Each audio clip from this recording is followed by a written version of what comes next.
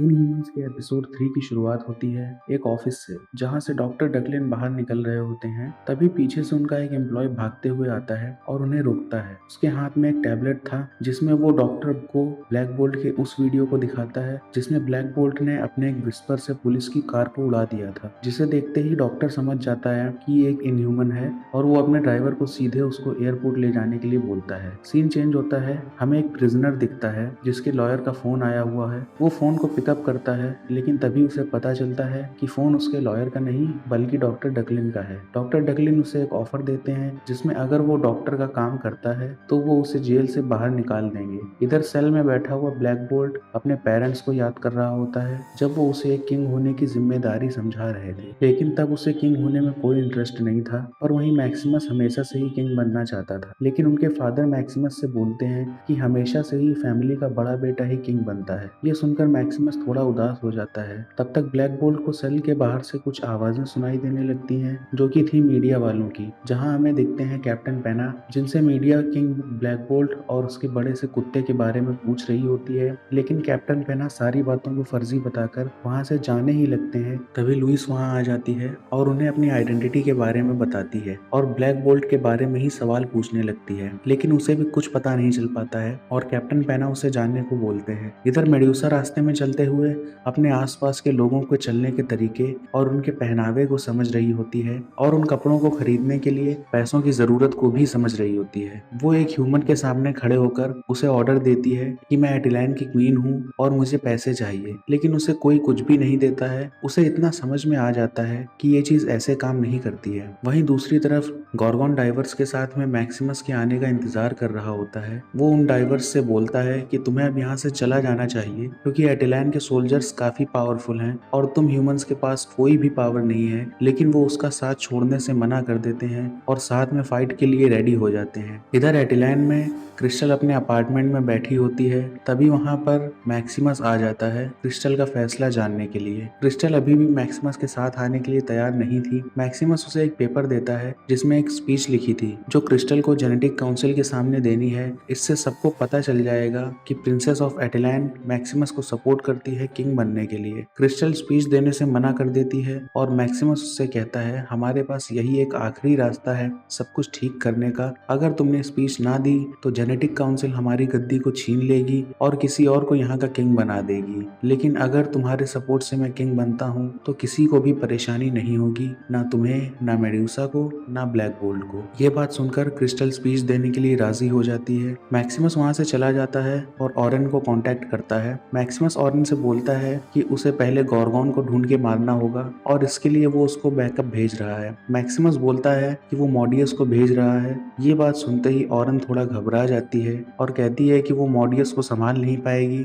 लेकिन मैक्सिमस कहता है गॉर्गन पावरफुल है, बिना मॉडियस के तुम उसको हरा नहीं पाओगी। इतना बोलकर मैक्सिमस डिस्कनेक्ट हो जाता है और मॉडियस के पास जाता है जहां ब्रुनेजा उसका पहले से ही इंतजार कर रहा होता है। मैक्सिमस को यह जानना था कि मॉडियस के पास जाने से कहीं उसको कोई खतरा तो नहीं है। वो ब्रुनाजा से उसको टच करने को बोलता है। ब्रुनाजा के टच करते ही उसको कोई भी विजन नहीं दिखाई देता है और मैक्सिमस समझ जाता है कि वो यहाँ पर सुरक्षित है। वो मॉडियस को आजाद कर देता है और उसकी आजादी के बदले उससे ब्लैक बोल्ट को मारने को बोलता है। मॉडियस अर्थ पर टेलीपोर्ट हो जाता है जहाँ वो ऑरेन के साथ में सभी को ढूंढने के लिए निकल पड़ता है। वहीं मेडूसा शहर में एक घर में घुस जाती है। वो वहां से कुछ खाना खाकर, कपड़े बदलकर और कुछ पैसे लेकर जा रही होती है। तभी उसे टेबल पर रखा एक न्यूज़पेपर दिखता है जिसमें ब्लैक बोल्ट को पुलिस ने अरेस्ट कर लिया है, ये न्यूज होती है। अब मेडूसा समझ जाती है कि उसे कहाँ जाना है।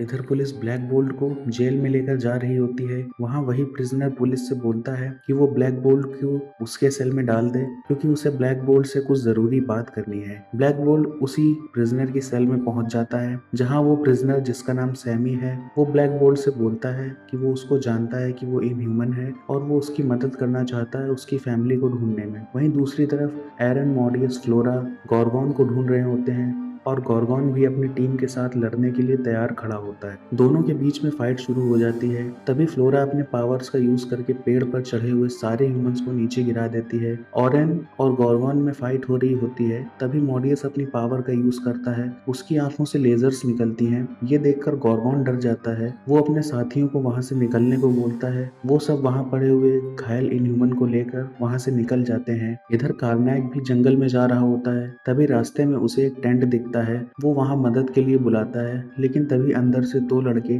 और एक लड़की आकर कार्नैक को बांध देते हैं। लेकिन कार्नैक उससे कहता है कि नहीं, वो अपने किंग को ढूंढने के लिए यहाँ आया है। लेकिन वो लोग उसकी बातों पर भरोसा नहीं करते हैं। थोड़ी देर बाद कार्नैक की वुंड्स पर ड्रेसिंग करने के लिए उनमें से वो लड़की जिसका नाम जेन है वो आती है। वो कार्नैक से बात भी करती है और कार्नैक की सारी बातों को समझती है। इधर एटिलैंड में जेनेटिक काउंसिल स्पीच सुनने के लिए रेडी होती है। क्रिस्टल वहां आती है अपनी स्पीच के साथ मैक्सिमस को सपोर्ट करने के लिए। क्रिस्टल मैक्सिमस से कहती है कि लॉकजॉ को यहाँ होना चाहिए क्योंकि वो हमेशा उसके साथ रहता है और लॉकजॉ के बिना उसे लोग देखेंगे तो अजीब लगेगा। मैक्सिमस क्रिस्टल से कहता है कि वो इतना बेवकूफ भी नहीं है जो तुम्हें और तुम्हारे टेलीपोर्टिंग डॉग को एक साथ रहने देगा। मैक्सिमस कहता है कि तुम अपनी स्पीच खत्म करो, फिर मैं तुम्हें तुम्हारे डॉग से मिलने दूंगा। क्रिस्टल स्पीच शुरू करती है और बोलती है कि मैक्सिमस किंग है लेकिन सबका नहीं। क्रिस्टल मैक्सिमस को बेवकूफ बना देती है और अपनी पावर्स का यूज करके सभी गार्ड्स की गन को लॉक कर देती है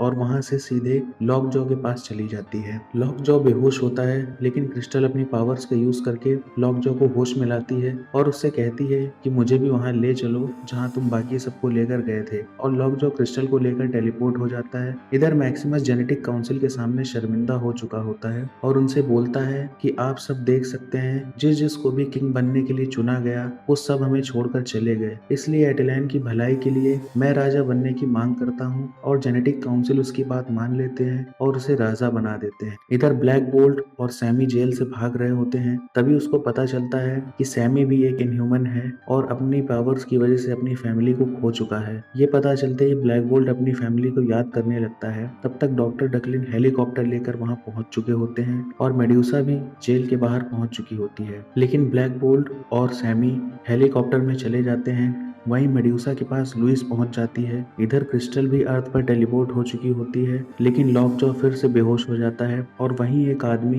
बाइक से आकर लॉकजॉ से टकरा जाता है और गिर जाता है। वो उठता है और इतने बड़े डॉग को देख करके सरप्राइज हो जाता है और इसी के साथ इनह्यूमंस का एपिसोड 3 खत्म होता है। अगर आपको वीडियो अच्छा लगा हो तो इसको लाइक करके चैनल को सब्सक्राइब जरूर कर दीजिएगा। मैं आपसे मिलूंगा नेक्स्ट वीडियो में, तब तक के लिए गुड बाय।